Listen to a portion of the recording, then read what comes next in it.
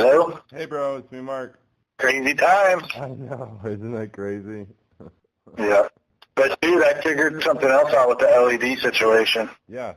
Are you tired of getting in crappy advice from your local hydroponics store? Or having to search all over forums to get advice that only takes you in different directions than solving your immediate problem? Well, join our membership for $50 a month. You get direct access to me. We'll connect on WhatsApp app. And just like this gentleman that started back in July with us, as problems arise, we are here for you. You got to lower the level. You got to lower the LED frequency. You got to lower the wattage for LED because as you go through the grow, it's more finicky on how you got to have adjustable LED or you got to have them real high. So if you don't have the height, you got to have adjustable LED. That's right. Not the frequency, but the power. You got to be able to tone them down. What happens is you have too many high-powered lights in covering too much area, so the plant is light stressed. So that's so interesting, and I can connect that to so many different things you just said too. You know, even on the scientific level, you know, the sun, what is it doing? It's one dot in the sky. Well, what is it doing later in the season, right? It's constantly changing its spectrum, and as well as it's becoming less intense later in the season because it's going at an angle versus at a directly overhead. And not only that, only what is directly looking at the sun gets the most intensity from the sun. So, like, if your eyes are not looking at the sun, and like, for instance, if you took a measurement of the PAR, there's like a 20,000 difference of the lumens or the lux or whatever from facing the sun or just angling it right at the sun, and that's the same for anything. So if you think of it in terms of your eyes or anything shaded, even shaded is even more, and there's only one single dot in the sky moving versus LEDs have hundreds of dots above you that are high intensity. They can't escape it. There's no variance. It's just up there. You know what I'm saying? And so all the leaves are getting this full. So it's okay to give the plant more full coverage. You need to tone down the light and only intensify it while you're feeding the carbon, while you're also intensifying the other things for the most blood consumption. When it's eating the most food, drinking the most water, you intensify and then, like you said, relax it back. So you need to breathe in and out with the frequency of your LEDs. You have to. Would it just be a dimmer on the machine, or would it... Well, yeah, actually, if you get the ones that come on, like the Mars Hydro ones, the ones I like the best are the Samsung boards, because Samsung has a photo boost. And so what they've done is they've closely matched the sun, and they also use the whatchamacallits, I forget the drivers, the name of the drivers that are like the most popular drivers that you use. So it's adjustable usually on the driver. You can also get a dimmer switch and get an adjuster. You can even measure the wattage and just go based off of that and do your lux readings even. You can either do measurement of wattage or lux, but you're still going to have to probably do your lux, your foot candles and stuff. At the PAR, what you want is you look at your range, right? So like on LED, there's like a foot where you have like really high concentrated light, but you don't really need that whole foot to get the best results. You just don't. What you need to look at is putting the bottom level of the LED lumens at the top of the canopy that you're starting and letting it grow into it and then let it grow into the intensity. And then if you need to raise it because it looks like there's too much, you can back it off or just turn down the intensity a little bit. Fine tune it like that. That's all you got to do. It's causing light stress. And what was one of the things that you noticed on the plant or made you want to go down that rabbit hole to think about that? Well, I started thinking about how high intense LEDs are, and it's like having 100 suns above you versus just a few, you know?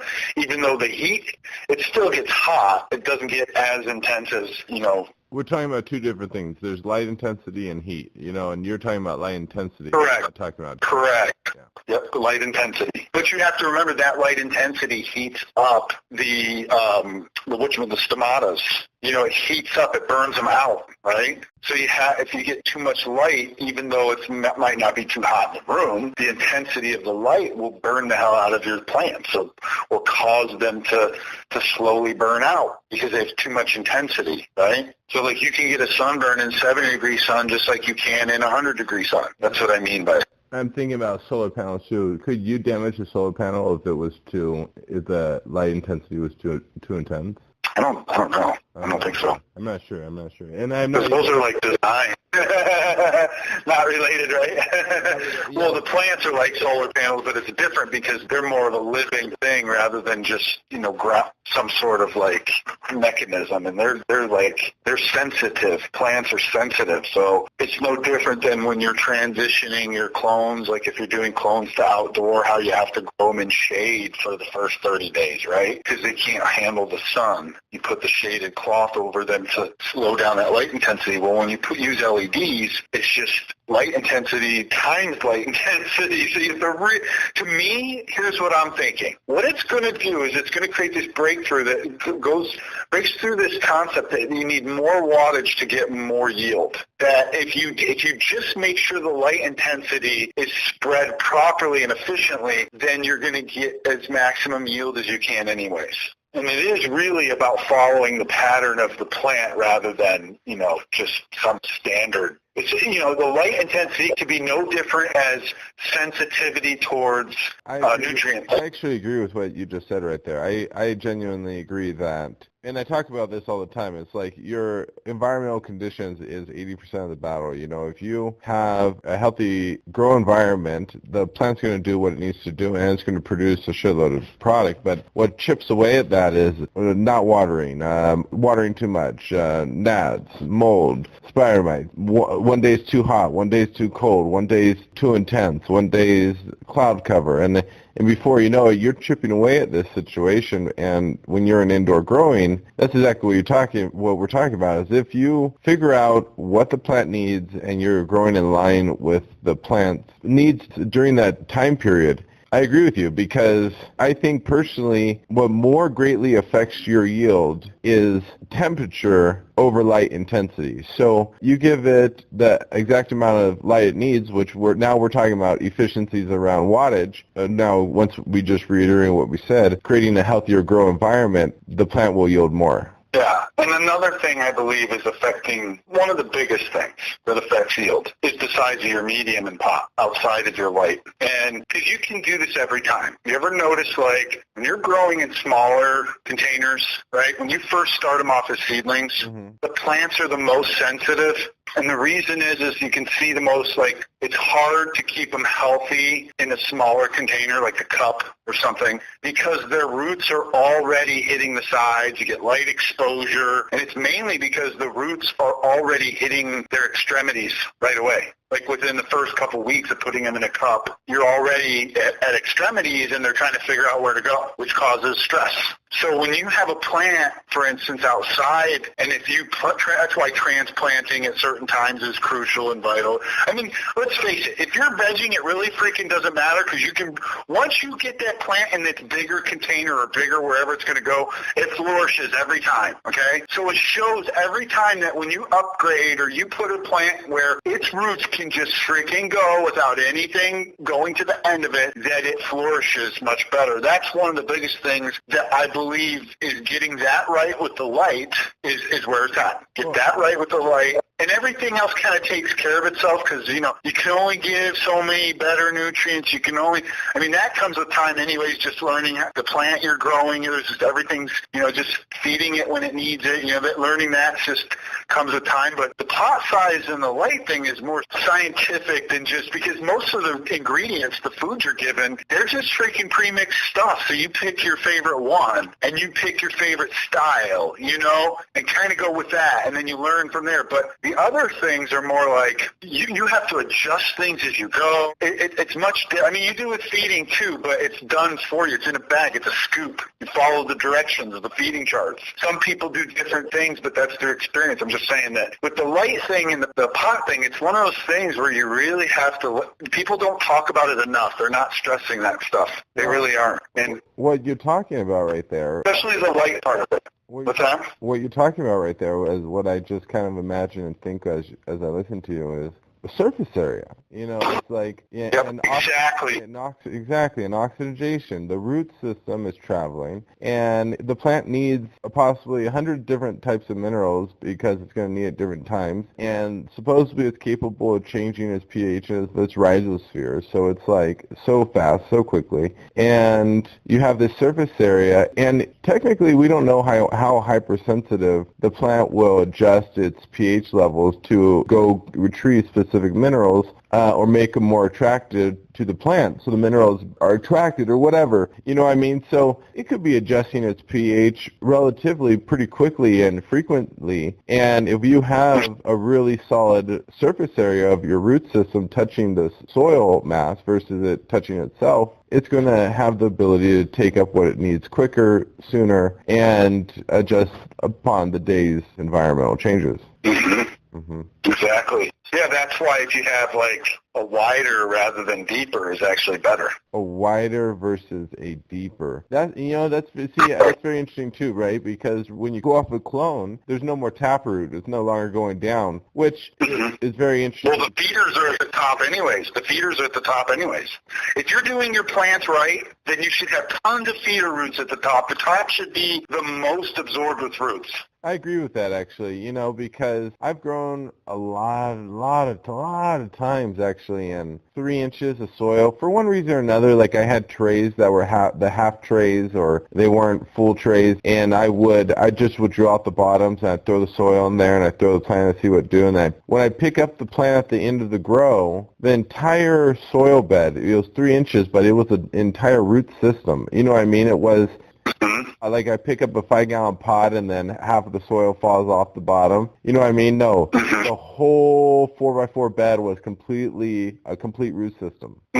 Yeah. And you're right. Just validating what you're saying. And then those feeder roots, when you're top feeding, and you see the top part, like you can no longer scratch in your ingredients because the top is full of roots. Do you know what I'm saying? Like if you're feeding on the top of your soil throughout your grow, like organic ingredients, not just salts, right?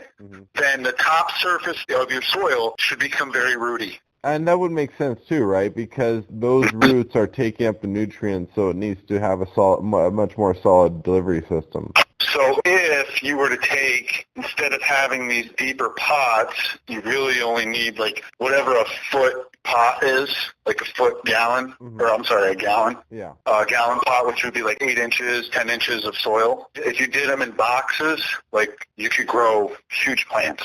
And you don't need as much soil. It's kind of like doing the bags, the 40-gallon bags.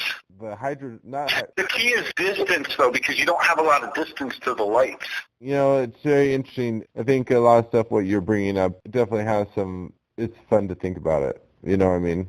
Well, yeah, what if you did like 1 gallon or 2 gallon or like if you did the 8-gallon pots, but you just fill them up halfway? Absolutely. That's what I was thinking of doing. Oh, that's interesting. So you do a 3-gallon pot, but you only have 1.5 gallons of soil in there. Or an 8-gallon pot and do 4 gallons or 3 gallons of soil. Oh, that's very interesting. Take an 8-gallon pot and do 3 gallons of soil. So if you're already doing 3-gallon pots, you just increase the pot size so it gets a wider surface area. So you're focusing more on your feeder roots rather than, think about what I'm saying. Oh, you're not growing hydroponics. I'm thinking about cutting off a 5-gallon, cutting it in half, so, like you said, and it's much wider. Or you don't even have to cut it in half because what it's doing is it's protecting it from getting too much light bull crap.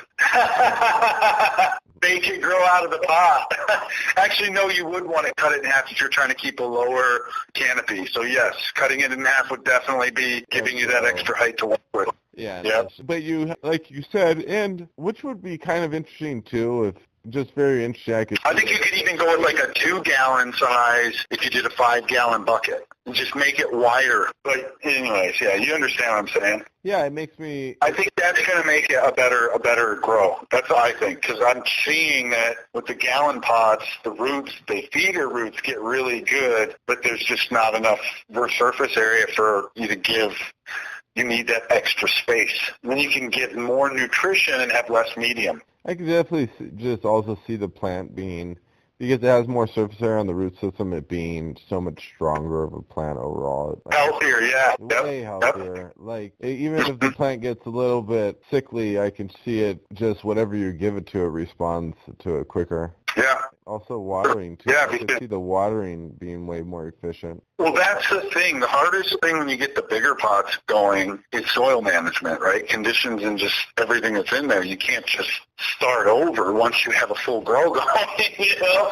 Flushing doesn't really necessarily work that well when you're that far into it, and you know, so less room for error, but more room for plants' growth factor, and more easy to fix because you have more surface area, but less medium. It's freaking, dude, that's where I'm going next. That's my next. I'm trying to think of the best way to do it. I saw these drip systems. You could either go deep or you can go wide. If you go deep, you have to have the depth. Well, I don't have the depth. I don't have the width. It'd be nice to have pots that were designed for this so we can actually, if you could, dude, here's what you do. Build a prototype, right, and start experimenting with it, and just look at the root systems and check it out, and look at when you get into budding, flowering mainly, right? That's the biggest part. I know. I already know. I mean, I can imagine 150 separate times I've done wide and small grow beds, and I've done, you know, because of trays or what. I had extra grow space, and threw down something, I had extra plants. I'd say, oh, screw it, it'll bring in an extra few $100 at the end of the grow or whatever, and it's not going to add any extra energy to me. And then at the end of the grow, I'm just like, whoa. Or every year when I grow outdoors, my root system, when I pull up the plant, because I'm always checking the root system, is 2.5 feet of, you know, a radius of 2 feet of root system. And then when I pull it up, it's like this gigantic mound, you know, going outward and then as a V shape downward. Yeah, exactly what you're saying. And they'll grow mostly outward anyways if you let them, if they have space to. You know what's really interesting about that, too, is in nature, ground cover would be covered up so the sun isn't destroying the microbiology on the surface. In normal situations, the sun is shaded. You mean everything's shaded. The microbiology is shaded in the sun, yeah. Shaded, exactly. Leaves, sticks, and just freaking crap that's all over that's covering it. Yep. Exactly. And so what's really interesting, what we're talking about now, is that surface of that. We need a cover. I thought about that. Having these covers that go over your soil that, you know, go around the stem so you don't have this direct light hitting all your soil. And just so that the funguses and molds and the moisture.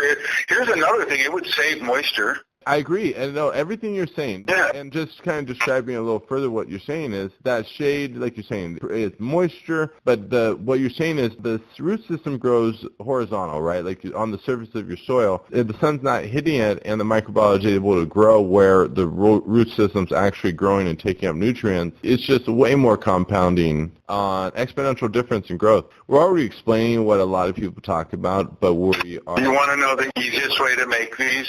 You know what you do? You just make 2 half circles with a circle drilled out, half a circle drilled out in the center of each. And so all you got to do is just put them together around the freaking stem, boom, and it's easy. It takes 2 seconds, or 1 second, boom, and you sell them. You sell them to the marketplace in different sizes.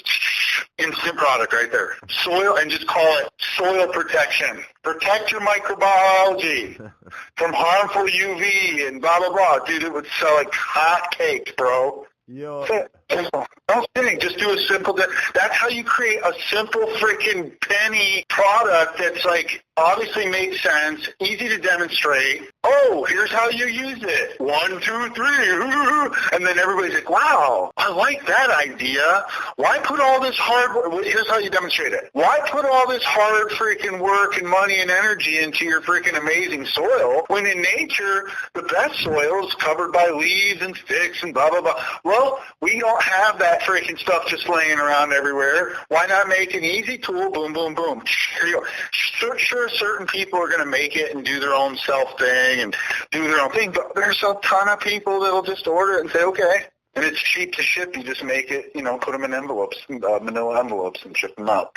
Another good solution, which is it's also could be easily sellable, is a friend of mine told me about cutting out circular cardboard, putting it on the surface of your soil, and then putting wood chips on the top of the cardboard. And because obviously the nitrogen. Well, yeah. I'm just throwing it. Well, actually, you don't want to do that. That's not what you want to do. You want to take your cardboard, okay? And then you put grass clippings, leaves, and you want to put like a certain ratio of brown, which is like, say, leaves. Leaves are one of the best things to use, period. Leaves, and then a certain ratio of live green mix, so whatever compost or green, you can do glass clippings or anything that you cut down, trees or whatever. And then you get that layer, it's called lasagna.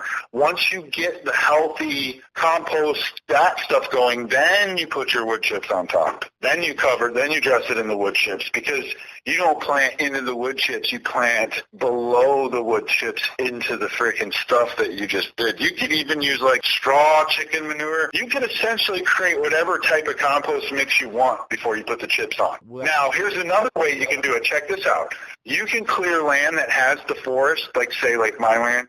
What I did, I have very fertile land, right? I didn't get rid of the tree stumps. I left the stumps. So all that beautiful soil is still intact. So instead of here's my next model that I'm going to do for land. You take a piece of land that's wooded, you cut down and thin out the trees and sell the lumber. You don't have to get rid of it all. You keep a nice healthy forest if you want. You clear the land that you want to use for your plot of land, okay? You wood chip all the tops and all the stuff that you got from your trees. You wood chip that. You do not remove stumps. You have them, they have these foresters. They come in and chip everything and forest everything. You have them forest, and that leaves the wood chips on top of the already fertile forest floor that doesn't need your tender loving care. Then what you do is when you're planting whatever you're planting, your trees. Now your garden you might do a little differently. Your garden you just take a section where you just add your compost, and that's part of your garden, and use your compost from all the stuff that you planted. Your trees, like your fruit trees or whatever else you're growing, you just dig underneath the wood chips into the forest floor. And then you maybe add your mycorrhizae or whatever's going to be, you don't really need to fertilize it, but just whatever's going to allow the transplant to go really healthy. You plant your trees in that, and then you just allow them to thrive on your forest floor that's already got all that stuff, because you still have all the stuff on, you don't dig it up, you don't mess with it. So that's actually the best way to take wooded land and make fruit trees and turn it into an undisturbed, healthy forest floor and maintain it while also building your garden and everything else. And that's what I see as the next model because it's really not disturbing the biology that's making all these wonderful things go on in your forest, like wild this and wild that's everywhere in our forest, that it takes a healthy forest floor to produce. I love it, man. People have destroyed it. What people have done is they've clear-cut, removed all the freaking stumps, and essentially baked the freaking forest floor. Exactly. So rather than do that, you freaking get rid of the trees, but you grind them up and keep all the wood chips and leaves and all the bullcrap there. You don't remove it. And you create a nice, wood chip land, and it freaking looks beautiful. It really, Then you plant everything, and they call it a food forest. That's what the future is, a food forest if you want to survive. You get a food forest. My buddy Sean, actually, when you go out to his beautiful property over in Mariposa, when I go out there last few years, he had these huge mounds of wood chips, and he finally took time to do it properly and spread it out. And over the years, it's been so beautiful to watch. Everything you just described, he did perfectly. I mean, to the T, what you described is who I did. And I go back out to his house, and you walk around his house and everywhere where he laid the wood chips and everything, and it's like walking on moss. You know what I'm saying? Like a sponge. It's like walking on a sponge, and it's so amazing. It's like, wow, holy crap. Beautiful. Yeah, it is. So there's a model for that without having to, go through the years of trying to build up your soil and stuff. You just have to find a piece of land that has the forest floor of the soil, and you doesn't have to have any house on it if you don't want, and you just sell the trees. Actually, around here, there's land right now. You can buy 100 acres for around $100,000, right? And there's enough wood on there to pay for the land. No joke.